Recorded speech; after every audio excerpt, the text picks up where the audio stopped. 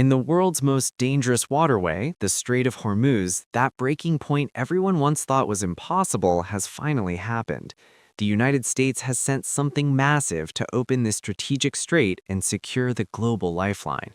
On April 11th, two Arleigh Burke-class guided missile destroyers, the USS Frank E. Petersen Jr. and the USS Michael Murphy, successfully passed through Hormuz. But these massive naval assets are just the tip of the iceberg. Right behind these floating fortresses come the advanced underwater drones that Washington has deployed to the region. CENTCOM has officially announced the launch of a high-stakes mine-clearing operation, yet this transit was far from quiet. As soon as the U.S. warships entered the strait, they were swiftly tracked by Iranian Revolutionary Guard naval units and faced an open challenge with "This is the final warning" announcements over the radio. While the U.S. side proceeded on its route, stating they were complying with international law and ceasefire rules, it was alleged that an Iranian-directed drone was destroyed by U.S. forces at the peak of the tension. Moreover, while the Tehran administration officially denied the transit and claimed the ships had turned back upon receiving the warning, it declared to the entire world that it would respond much more harshly to military units in the strait from now on. The timing of this action-packed encounter is even more noteworthy. After exactly 21 hours of intense talks in Pakistan, the parties failed to reach a definitive agreement. U.S. Vice President J.D. Vance, accusing Iran of making a huge mistake, gave important signals about what might be happening behind the scenes. Washington is preparing to make its final move with warships and underwater drones to completely unlock Hormuz. However, right beneath these massive tankers and naval vehicles, there's a much more insidious danger waiting silently in the dark. The rogue naval mines, irregularly laid by Iran, drifting with the currents, are lying in wait to trigger a massive catastrophe. These mines were laid quickly by the IRGC using small boats. A significant portion was caught in the Gulf's strong bottom currents and drifted miles away from their original positions. Moored contact mines, magnetic and acoustic triggered mines, and drifting mines now create an almost invisible and deadly labyrinth. Essentially, Iran has completely lost the ability to control the monster it created. The landscape has become completely chaotic. But the fact that the USS Frank E. Petersen Jr. and the USS Michael Murphy bravely navigated this dangerous route shows there is still a glimmer of hope. The U.S. didn't choose these ships at random. They are equipped with the world's most advanced Aegis combat systems, capable of scanning hundreds of miles with their radar networks. Their mission was greater than a simple cleanup. They were there to establish a new safe transit route and prepare the conditions for a corridor to escort merchant ships. The effects are already being seen, as three massive supertankers became the first examples to cross Hormuz following the ceasefire process.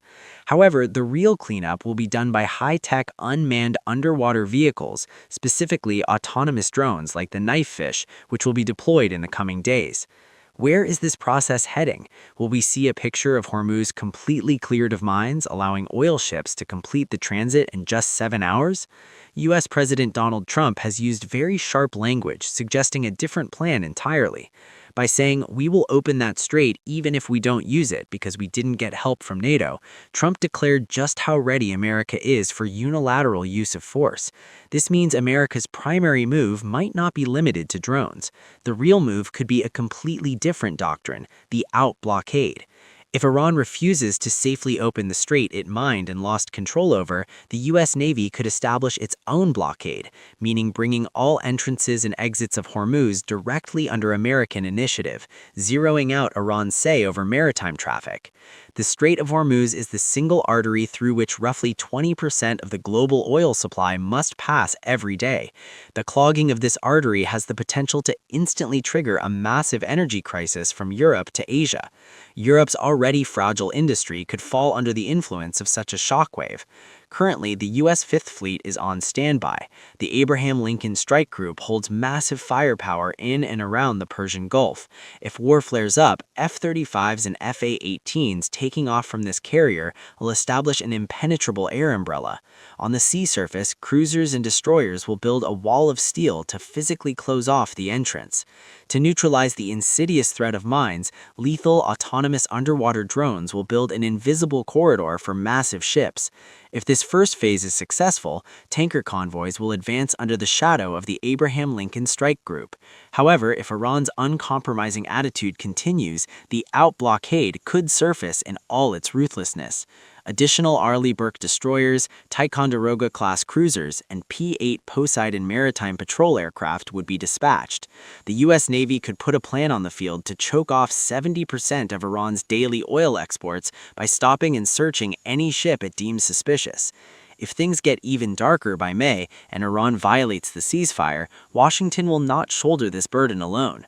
Receiving support from Gulf state bases, the U.S. could be joined by the British ship RFA Cardigan Bay and French Tripartite-class mine hunters. With the arrival of NATO's standing mine countermeasures groups and Italian Gaeta-class ships, an uninterrupted air and sea patrol ring would be completed. The risks, however, are lethal. Iran possesses thousands of suicide drones and hundreds of shore-deployed anti-ship ballistic missiles. This asymmetrical warfare doctrine is built precisely on targeting massive warships in narrow straits. The narrowest point of Hormuz is only 21 miles wide, practically ground zero for modern missiles. The possibility of an American warship being hit could turn a regional war into a global apocalypse. Tehran knows that letting go of this trump card would mean paving the way for its own end. Currently, oil has skyrocketed to $118 a barrel and is still climbing. Global supply chains are shaking.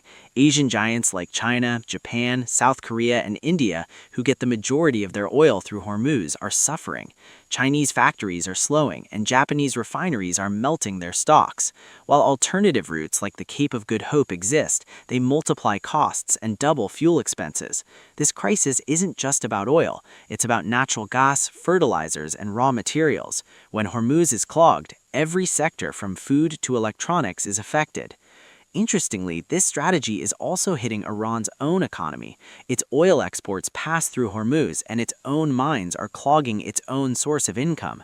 Iran, which exported $1.5 million a day before the war, is now unable to use the vast majority of this capacity.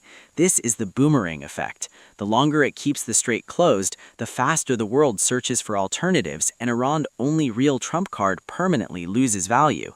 In the shadow of this strategic mistake, Russia is silently watching with satisfaction.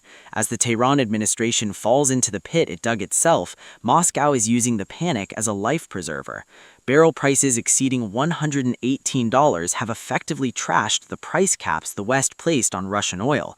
Furthermore, this crisis turns the Northern Sea route into one of the world's most attractive alternatives. Putin could acquire massive financial resources for his war in Ukraine from the transit fees of this Arctic corridor. Ultimately, this suicide strategy started by Iran is merely a part of a much bigger game.